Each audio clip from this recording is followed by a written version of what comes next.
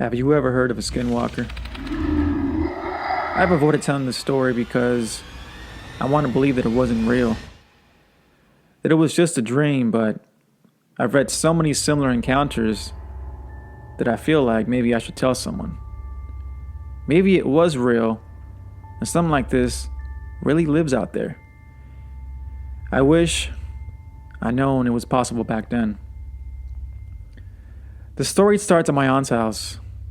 At the time, my mother and father were going through a divorce. I was about 11, and my youngest sister was only 6.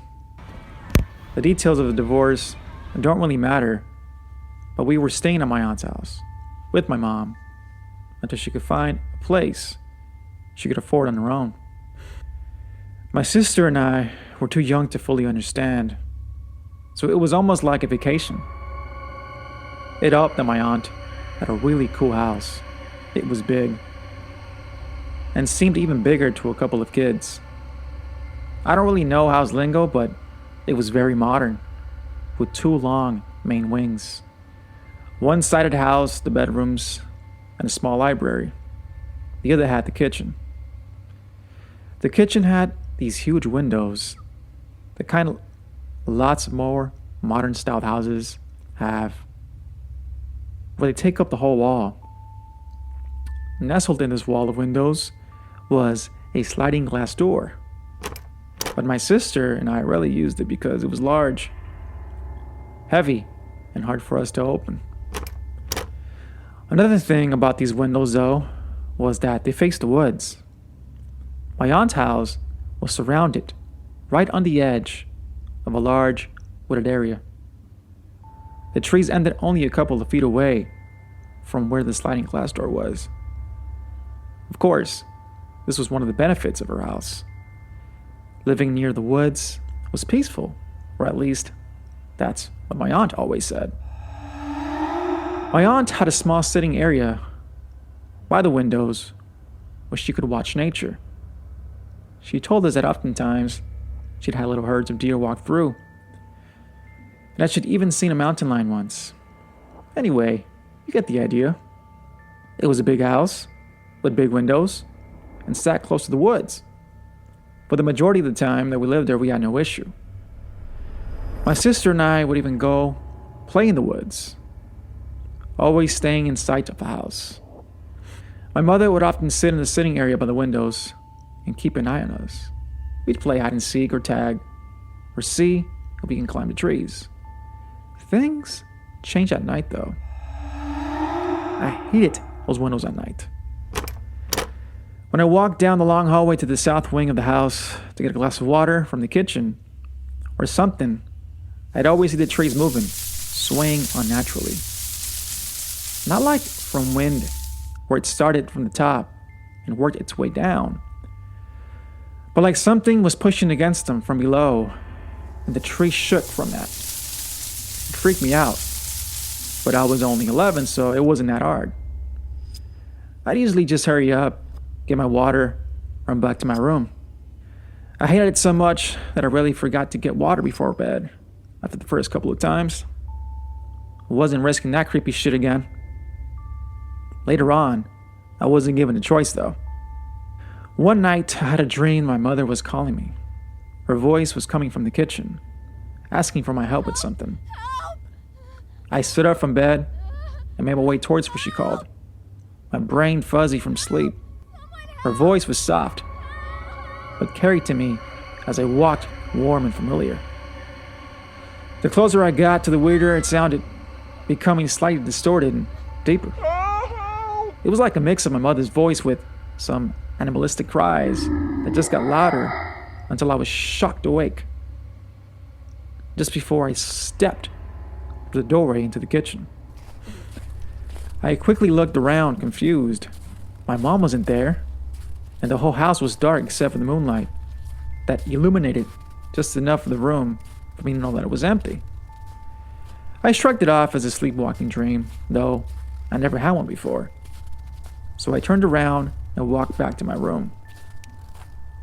A few nights passed before it happened again. This time, it was my father who called me. Please.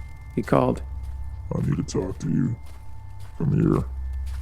Just like last time, I stood up from my bed like in a trance, aware and unaware of what I was doing. Each step brought me closer to the kitchen where I could hear my father. His voice becoming more gravely and broken as I walked. I stepped into the kitchen and thought I saw him there, standing by the kitchen in the island, illuminated in the moonlight. Then he turned and looked at me, and I woke up, realizing there was nothing there after all. It took a few days again, but on the third night I heard my little sister. She was crying for me, telling me she hurt herself. She needed my help. I stood up and started hurrying into the kitchen. This time I could barely notice when her voice started changing, becoming distorted. Gasp as I drew closer. I stepped into the kitchen and saw her. She was now crying on the ground near the windows. I started to walk over to her, but I stopped when I realized something. She was kneeling behind the glass. She was outside. Her cries became a laugh, and I startled awake, but still saw a shape kneel just outside the window. Only it was bigger and dark and misshaped. I screamed in terror and moved faster than anything I'd seen before, disappearing into the woods. My mother came running from her room, turning on the lights and comforting me. I told her about the sleepwalking and passing, so she chalked it up to me and still having been asleep when I told her about the monster. She walked me back to my room and had me take some sleeping medicine to help me get back to sleep. After that, everything seemed to be okay. A week passed, and then two. My mom found a nice apartment that she planned to move us into. My sister and I were sad to leave, but I was secretly relieved. I'd been on edge every night since it happened, wondering if it would call to me again. But everything was silent until the night before we were meant to leave. I was just starting to drift off to sleep when I heard shuffling outside my door. I froze, certain that the monster had returned for me, that it somehow got into the house and was about to open my door. But the sound simply moved past me and down the hallway towards the kitchen. I stayed where I was, waiting to make sure that it wasn't a trick. Then got up as quietly as I could and crept over to the door. I hovered, unsure if I should open it. After a few seconds, I made up my mind to run up to my mom's room and wake her up. I slowly crept up the open door and peeked into the hallway towards where the sounds were coming from. There, at the end of the hallway, and shuffling into the kitchen, was the form of my little sister.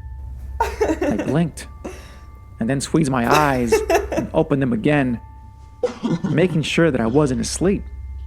But no, she was real, and she was disappearing into the kitchen right before my eyes. As I realized this, I could hear something, a kind of faraway moaning whine coming from the direction she was going. Dread read up my body, and I looked down the hallway at my mom's door, the opposite direction that my sister was walking. Fear told me to run and get her first, but instinct moved my feet towards the kitchen, where my sister had gone out of my sight. I ran as silently as I could down the hall and peered around the doorway to look for her. There she was. She was standing right in front of the windows, her eyes open but glazed. As I watched, I realized the trees were swaying the same way they used to, but much faster now. And the swaying seemed to be getting closer, moving towards us at an alarming speed. I could hear branches breaking and the trees creak in protest as something hit them, and the moaning whine I had heard from far away was getting louder, sounding like a dying animal. One tree was rocked so violently, a flock of birds flew screaming out into the night air. As this was happening, My sister was reaching out for something, the lock on the sliding door. Even at 11, I knew something was coming through the window towards us. And it was running, sprinting, right at my sister. I ignored my brain, screaming at me to run the other way and race towards my sister. The noise was all-encompassing now. It had become a screeching so loud, it sounded like it was all around me. I grabbed my sister around the waist, pulling her back just before her fingers touched the lock. Then I pulled both of us behind the wall inside the windows, just out of sight. The sound stopped. The trees no longer swayed, and the screeching had fallen silent.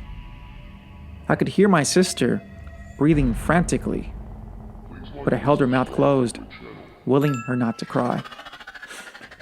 My own breathing was shallow and fast, but as I tried to quiet it, I realized there was another sound. My sister's breathing, my breathing, and even breathing of something else, standing just outside the window next to us. A too large humanoid shadow blocked the moonlight that usually fell into the kitchen, and I watched the figure reach its unnaturally long arm. I felt my breath as I heard it scratch against the sliding door and saw the shadow of the creature's arm touch where the handle door was. After a second, the creature withdrew its arm and let it fall to its side. Then it stood there, still for what felt like hours. Finally, the shadow shrunk, and all I could hear, whatever it was, leaving. The underbrush rustled. The tree swayed, but the sound moved away this time, instead towards us. Still, I didn't move. I waited until all traces of its presence was gone, before I slowly pulled my sister away toward the hall, keeping out of sight of the window as much as I could. My sister was crying as I let her down the hall, and I think I was squeezing her hand too tight, but I felt overwhelming relief as I opened the door to my mother's room and crawled into her bed. My mother never believed us, of course, and we moved away the next day. I refused to return to my aunt's house ever since, and she eventually moved away. I've never had an encounter like that again, but that might be because I stay away from the woods like a plague now. If you're a fan of hiking or camping or living near nature, all I can say to you is, good luck.